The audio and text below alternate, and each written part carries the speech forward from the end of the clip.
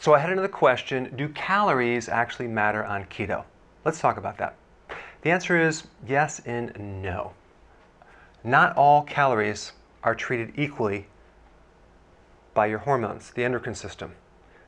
Biochemically, they're not treated the same. I'll go into that. So it's false that a calorie is a calorie and all you need to do is lower your calories and you're going to lose weight. That is not true. For example, certain specific types of calories trigger different hormones. I'm talking about cortisol, I'm talking about insulin, growth hormone. So that can have a huge effect whether you lose weight or you don't lose weight, just by the type of calorie you're consuming. Carbohydrates definitely will increase insulin. Insulin blocks keto. Protein can also increase insulin, especially if you have it in large amounts, and especially if it's lean protein, low-fat protein. Interesting. Fat has the least effect on insulin, which means it has the least effect of stopping your ketosis. Now, carbs are pretty much 100% used as fuel in the body.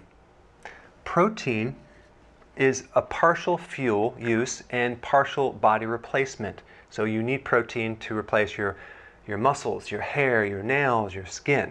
So not all of it's used for energy. Same thing with fat.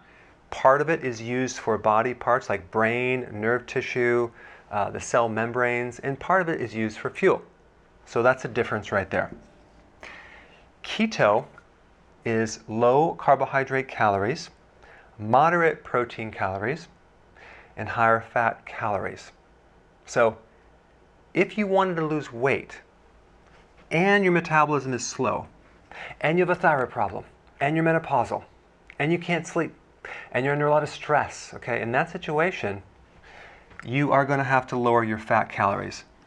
We want to increase the fat calories at first to get your body to adapt to fat burning, to make it easy so you can do intermittent fasting longer. Once you're in fat burning, you want to cut down the fat. We don't want to use your dietary fat as fuel. We want to use your own body fat as the fuel source. So if you have too much fat, that could prevent you from losing your own fat, even though you're in ketosis. Okay?